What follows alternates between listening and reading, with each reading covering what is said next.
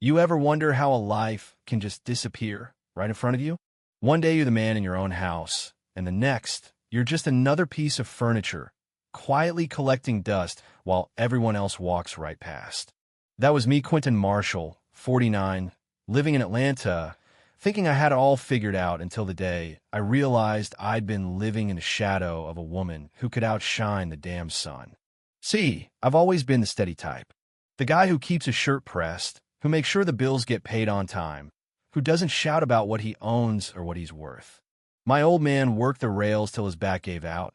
My mom, bless her, was the kind of school secretary who remembered every kid's birthday. They left me a little something, nothing flashy, but I worked it, made some smart moves in the market, stacked enough so we could breathe easy. Didn't tell nobody, just like my dad taught me to flash your cards, and don't let anybody think they know how your hands played. But here's the thing, nobody notices the quiet man. Not really. Not even my wife, Rel, who was busy building a reputation as Atlanta's next big thing. Partner at Hightower and Myers, first black woman to do it. Instagram blowing up with photos of her in sharp suits and panels on Black excellence. People loved her. She had that energy, you know? Like she was always on stage, teaching young lawyers how to dream big. And our daughter, Essay, following right behind, studying sociology at Spelman, eyes glued on her mom like she was watching the moon landing while I just faded into the background. "That's just Dad," she'd say like I was some afterthought. My 50th birthday?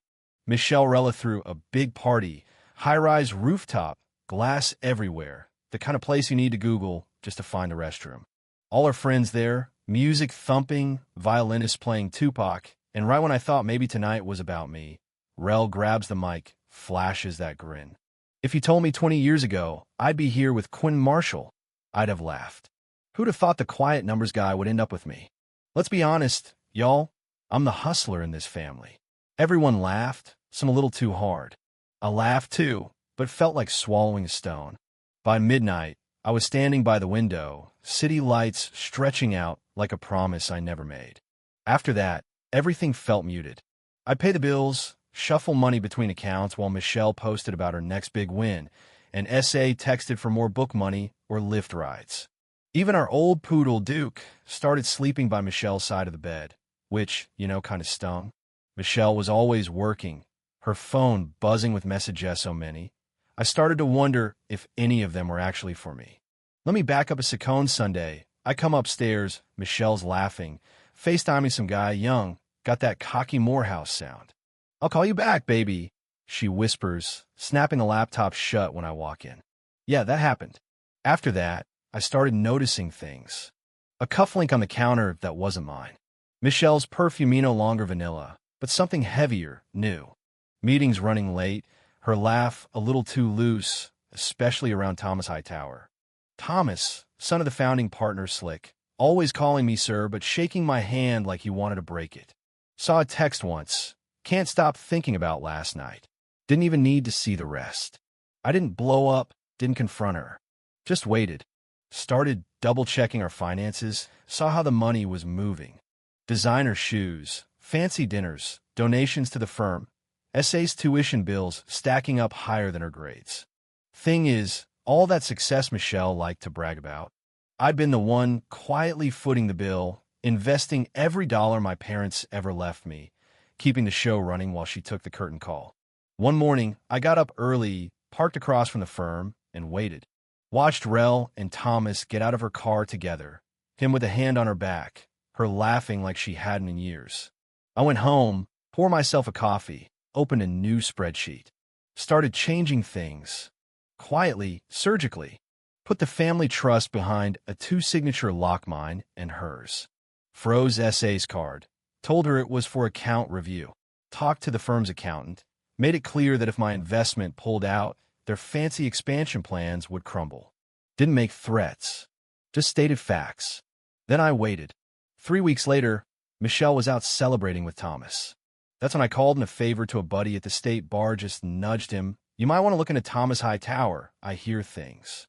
Next thing you know, rumors everywhere.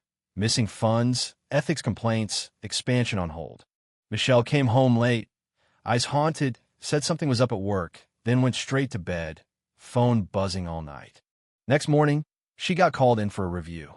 Thomas was gone, shipped off on sabbatical, expansion frozen, the board poking into every outside investment, including mine. Michelle's perfect career, suddenly full of holes.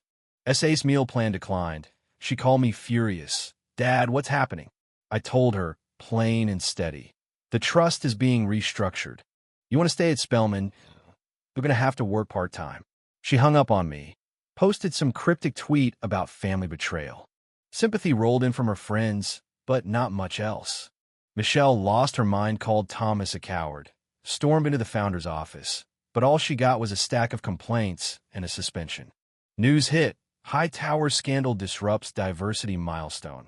With her face on the screen, headlines framing her for all the wrong reasons. Invitations to panels dried up. Even her sorority sisters went quiet. After that, our house got real still. Michelle started emailing late at night, rambling, half apology, half plea. I answered, but short. Spent more time jogging in the mornings, dusted off my old records, started calling SA every week, left voicemail she didn't answer. Duke stuck by me now. Neighbors waved again like they remembered the real me. SA eventually left Spellman, transferred to Georgia State, picked up a job at a used bookstore. Started coming home for Sunday dinners, though those first few meals, man, you could cut the tension with a butter knife. But one night, she stayed late, sat down across from me while I was setting up a chessboard. Daddy, how come you never told me you were paying for everything? That mom wasn't the only reason we made it. I just shrugged, told her, you weren't ready to hear it. Maybe now you are. Michelle faded into the background. Took a job at a small firm in East Point. No fancy office, no speaking gigs. Moved into a plain apartment. Sometimes she'd show up at the house.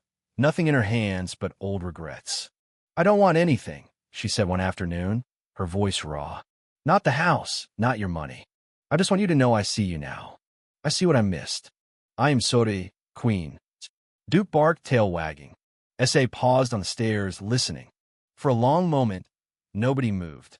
Michelle's eyes glistened, made with tears, maybe just the Atlanta heat. She said, I thought I was building something for all of us. I was just building it all on you. Then she stepped back, waiting.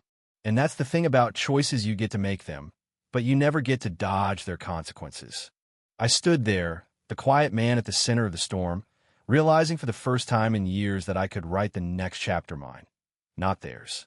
As dusk settled over Atlanta, that answer hung in the air, waiting. What would you do? Forgive? Move on? Or something else entirely? I'll leave that up to you. If this story hit you, don't just scroll, drop your thoughts below. Who was right? Who was wrong? And what does justice even mean in a family like this? Like, subscribe, and share if you want more real stories that don't flinch away from the messy truth. I'll see you in the next one.